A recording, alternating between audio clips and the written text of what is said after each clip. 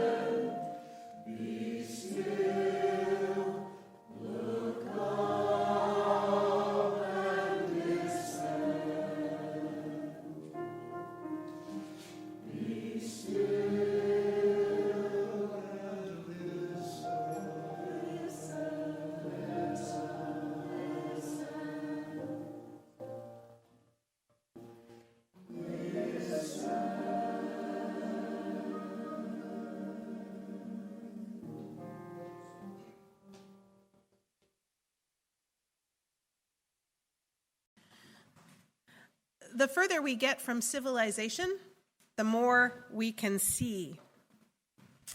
On sabbatical, I visited several official dark sky parks, and I took full advantage, staying up late to appreciate the thick blanket of stars, usually invisible to the naked eye. Sometimes the moon would be up, beautiful all on its own. But my favorite times were before and after moonrise or during the new moon, when I could see the delicate colors of the Milky Way.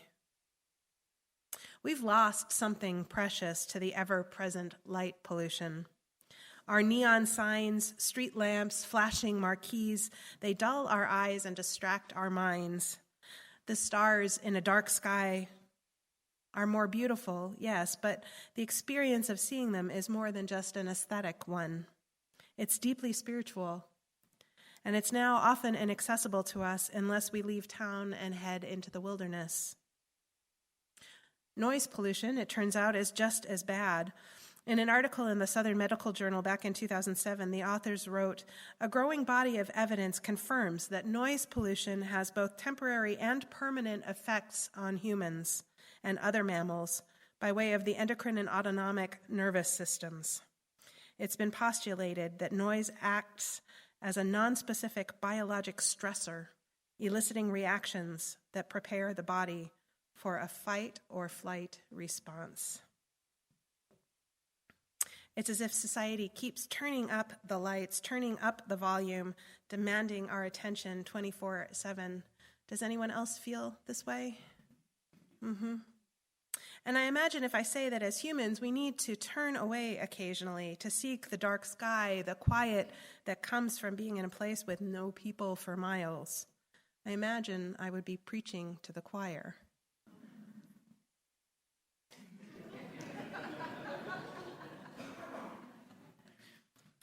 However, if I make the leap to compare the external landscape to our inner landscape, I wonder if it might make you just a little uncomfortable.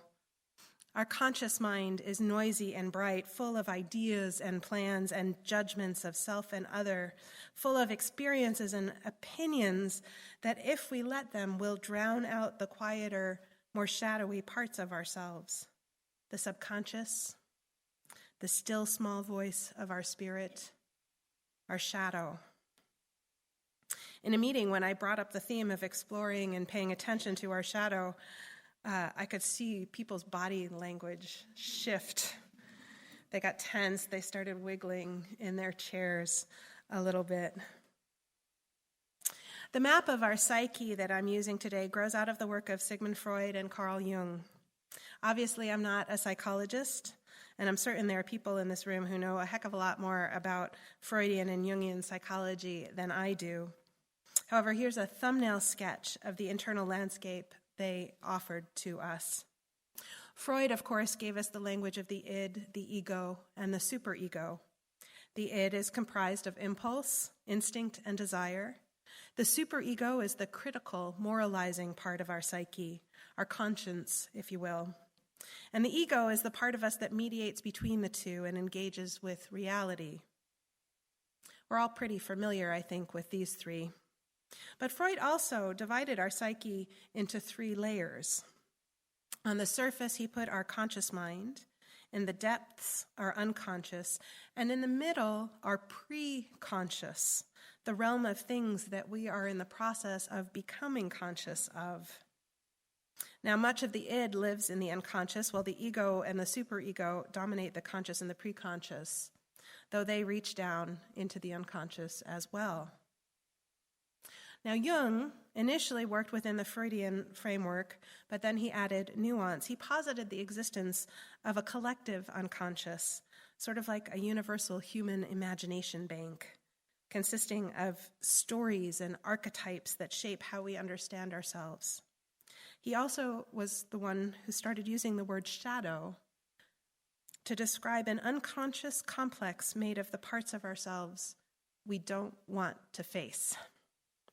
The parts of ourselves we suppress, repress, or disown. When I got to this point was where people in the meeting started to squirm. Jung proposes that we interact with our shadow in any or all of 4 different ways: denial, projection, integration, and/or transmutation. The most dangerous of these is projection. The root of racism and oppression is the projection of our shadow onto another person or category of people. Denial isn't particularly helpful either. The shadow, turns out, is especially effective at operating from behind the scenes. If we deny it, it will cause us to do and say things we would not deliberately choose. Which leads us to integration and transmutation. Integration is about becoming aware of our shadow, pulling its components into our conscious self. And transmutation is about finding the gifts in the shadow, sometimes called bright shadow work. So let's bring all of this psychology back to practical and useful tips, shall we? I find the most effective way to work with my shadow is to assume that if somebody says or does something that ticks me off, that makes me angry or upset or rubs me the wrong way, it's because they are exhibiting a behavior or personality characteristic that I have too, and that is part of my shadow. In other words, the things that I don't like about other people probably are the things that I don't like about myself. So the process of integration then looks something like this. I'm thinking of an acquaintance who totally gets on my nerves because she was so fake, so smiley, and oh my gosh, so full of positivity. I hate that word, positivity. It's not my thing. So, rubs me the wrong way. Breathe. Am I sometimes fake? Well, yeah, sometimes I am. Do I sometimes smile when I'm actually seething inside? Oh yeah, I do that too. I have a bit of Pollyanna in me, always looking on the bright side. So here's the important part. Once I recognize that what's rubbing me the wrong way is a manifestation of my own shadow, I don't beat myself up about any of it. Because the shadow is shy. If the critical mind swoops down and starts making judgments, it dives right back into the depths. But if I can offer it compassion, if I can befriend it, then it becomes a choice whether or not to let that part of my personality come forward. Or maybe I can ask it not to drive the car right this moment.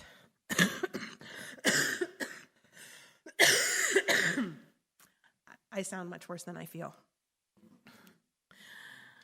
Bright shadow work looks a lot the same, but instead of focusing on the things that irritate or frustrate, we pay attention to the people we most admire. What are the qualities that stand out as especially stellar? And are those qualities that I'm being invited to step into? For example, I greatly admire Simone Biles. She's flipping amazing. See what I did there? Now, obviously, this doesn't indicate a deep desire to become a world-class gymnast, but I can be inspired by her fearlessness, her willingness to test the edges of what her body can do. I can be inspired by the way she doesn't let her mistakes keep her from trying again. For me, bright shadow work is actually harder than dark shadow work. I'm much more comfortable in the let's pay attention to what's wrong with me mode than I am when it comes to claiming my own power. That may be a woman thing, or it may be a product of my particular upbringing. In any event, though, it took me a while to embrace bright shadow work, but it's been really fruitful. Now, in addition to bright shadow and shadow work, I'm also a fan of dream work. Are there any other dream workers in the room? A few. So our dreams exist in that pre-conscious realm for the most part, and they help us move things that we know or sense from there into our conscious mind if we let them, which is cool. But I also work my dreams because it turns out it helps me sleep better. I used to have a lot of nightmares, the kind that left me awake at 3 a.m. with a pounding heart and the inability to get back to sleep. And then I took a course with a guy named Jeremy Taylor. And Jeremy's perspective on dreams literally changed my life. These are his words. The single most important conclusion I've come to in my work is that all dreams come in the service of health and wholeness. In other words, there really is no such thing as a bad dream. On the face of it, the dreams we call nightmares do not seem to have anything even remotely to do with our health and wholeness. However, my experience convinces me beyond a doubt that the primary reason for the existence of nightmares is that the information they contain is of particular importance and value to you. A dream assumes the form of a nightmare to ensure that the content of the dream will not be forgotten. One of the things that separates nightmares from ordinary dreams is that when you wake from a nightmare, he continues, it is in your face. You can't forget it even if you wanted to, in marked contrast to the rest of your dreams, which have a distressing tendency to disappear from consciousness, even when you're making a concerted effort to remember them. This, I believe, is a large part of the point. It's as though every nightmare says to the dreamer upon awakening, pay attention. This is worth remembering, whether you happen to think so at this moment or not. In those rare instances where the dreamer awakens from a nightmare with no concrete images, only the overwhelming sense of having had a nasty dream, the dream is still saying urgently, pay attention to your feelings. They matter, they're important, even if you don't like them, or what's provoked them. He concludes, what is true of nightmares is true of all dreams. What is remembered is worth remembering because it always contains valuable information. All dreams bring us creative energies and insights into the meaning of confusing emotions. So that's the end of that extended quote. Now, when I wake up in the middle of the night with a pounding heart after a nightmare, these days, instead of lying awake alone with my anxiety, I work the dream. I've had enough practice that I usually get the point it's trying to make for me pretty quickly, and then I roll over and fall back to sleep.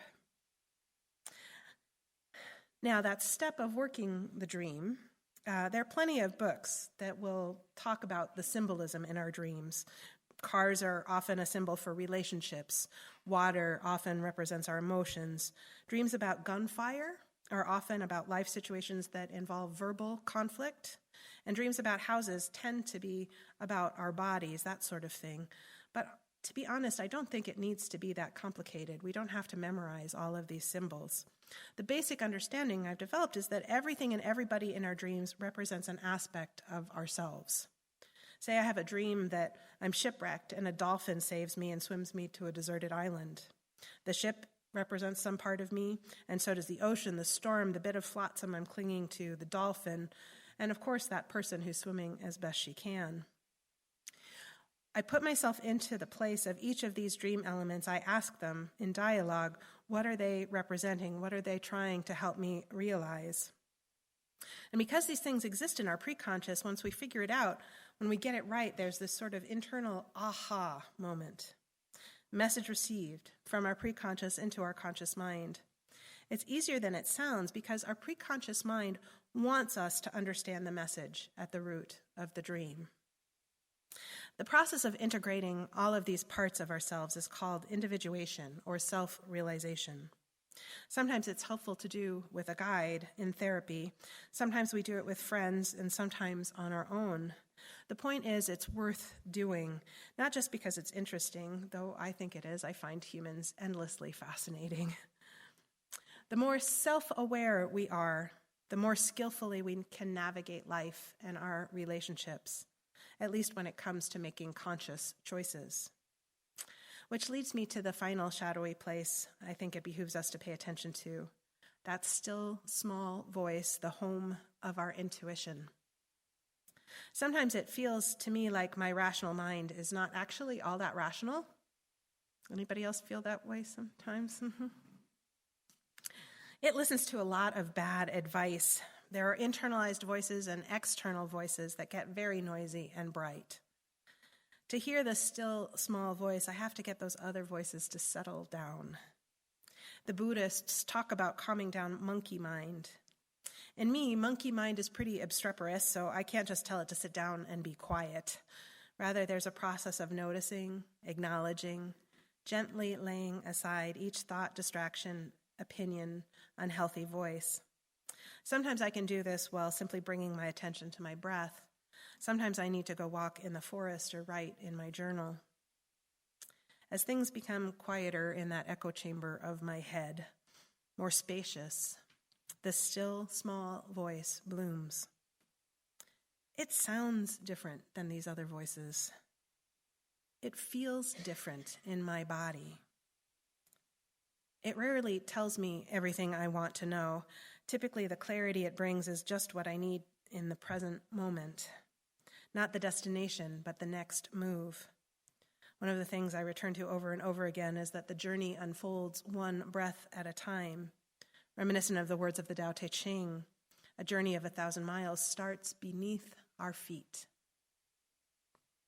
I can't overemphasize how much better my life flows when I'm able to quiet the noise and center down and listen. I think of the still small voice as the seat of my true self. I think of it as the place where I'm able to connect to all that is. It is deeply wise, in a way I take absolutely no credit for. And its wisdom has proven to be a better and more reliable guide than my intellect or my rational mind. My point is that all of these subtle, hidden, shadowy places in us, they're not places we should fear. For all that we do need to step carefully and move slowly. What we find there might challenge us, but it won't kill us, because it already is us. And all of us, all of you, all of the parts of us, all of the parts of you deserve attention and acceptance. In the shadowy places, we meet the love that knows our name, the love that sees us whole and holds us in all our complexity. So be it, and so may it be.